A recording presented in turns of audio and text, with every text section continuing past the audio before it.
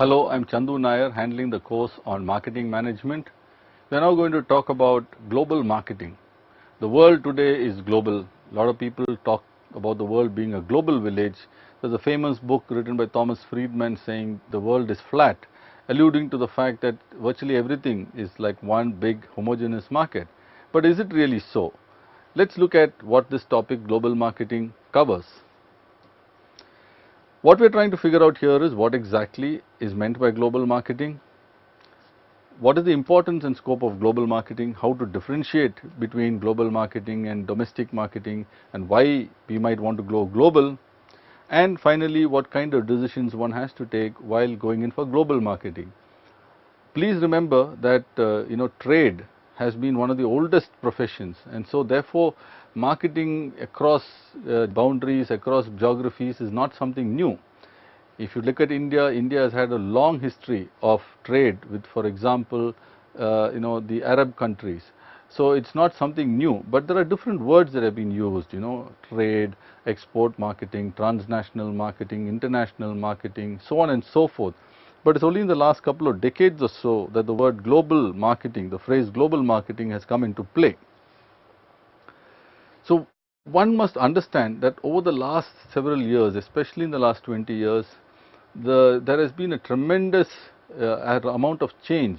You yourself would have seen over the last several years that the level of change, for example, the internet, which barely existed about 20 odd years ago, is today there in various aspects of our life, especially if you are in an urban Indian city or you're a student or you're a professional. You can't avoid some influence of the internet in your life. Telecom has also transformed. Mobile phones barely were there 20 years ago. Today, I don't think many of us can imagine a world without mobile phones. So if you look at it, there is a rapid pace of change. That's one. Second, there are more and more opportunities for exporters and global marketers. Third, you also have the threat from overseas competition even in your own domestic markets. In several product categories, there's a bunch of new competition. You take consumer durables, for instance. Certain companies in televisions like Dianora or Solidaire so no longer exist in India. On the other hand, South Korean companies like LG and Samsung have made headway, significant headway, and are very large players. So you find a lot of them in different product categories taking over in some cases the local manufacturers. Today cell phone companies, if you look, the ones which are dominating are some global names like Vodafone. Some others like Uninor are still struggling. The other very interesting thing is that there seems to be a convergence of cultures and economies in many cases. If you take some pockets of urban India, there is an orientation towards American Hollywood movies, American fast food like McDonald's or KFC, or you also find American serials and television shows. And the kind of music also a lot of people are listening to very Western in orientation. So if you look at it, this kind of a crowd is not just there, maybe smaller in India, but they are similar. You find similar segments in different parts of the world. And therefore, when you look at segmentation too, you find them across different geographies, not just in your own home country. Now, there are several macroeconomic reasons for globalization. It's important we understand that. One is the fact that over the last several years, many countries have got together to remove, under the auspices of the global agreement of trade and tariffs and other things, they got together to remove various kinds of tariff barriers. There are still a lot of them. There are still non-tariff barriers which are there, but a lot of barriers have been removed. Secondly, people want to use and exploit comparative cost advantages. Companies in China especially have used lower prices based on a huge amount of government support and lower costs of production within their home country to advantage in several areas. Even if you take in India today, many of even the religious idols are coming in from countries like China. Locks, I don't think you will find locks made in India except maybe a Godrej and still a handful of fellows from Aligarh. You will find bulk of them are actually from China. That's also the issue of increasing incomes. Countries like India have seen a significant rise absolutely and even in percentage terms of those in the middle class who are also the consuming class. So therefore that means that they need more imported stuff, maybe just from necessity they move on to more luxury kind of items, and there are also some of them moving to more emerging kind of items. And like we saw earlier, there is also in some cases a homogenization of market segments, similar characteristics irrespective of geography, which allows you to sell the same product across the board.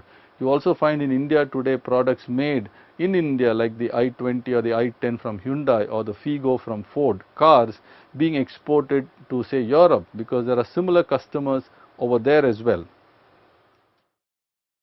Now, why should we as marketers, as producers, even think of going global? One, there are maybe certain product categories which have reached a certain life cycle in our markets, but it's possible that they have a kind of a new lease of life in newer markets. And it's happened in several product categories. Products which were used, say, earlier in certain markets actually start finding new applications or same applications in other markets. Second, maybe the fact that domestic markets may be saturated. Here, you might also take the example of somebody like Foster's, which is from Australia. Very significantly, that brand of beer is not sold in Australia. That manufacturer has a different brand for the local market and a different brand for export markets. So, one way is to also to see how you can spread your risks in different markets, because certain times your market, for example, if you're a big manufacturer of certain products in Greece, say olives, you might find today Greece is consuming less of many things because of all the crises that had overcome it. But it could be possible that emerging markets like India and China offer new possibilities. A good way for us to also develop economies of scale is by going to new markets across the globe, and therefore one also can expect to have an increase relatively in the profitability. And sometimes, in many cases actually, you can stretch a strong brand like Apple has done, stretching the Apple brand to so many countries. Nike has done. So several companies are there. In fact, today the very surprising thing is many companies, if you take quintessential American brands like Levi's or Coca-Cola or what have you, actually have more of their revenues coming from outside of America. Similarly, for most Japanese companies, well-known Japanese companies like Toyota or Sony, significantly more of their sales comes from outside of Japan, which is a small country, rather than from within Japan. They are considered Japanese companies by origin, but it's possible today that the scale and nature of operations is significantly bigger outside Japan.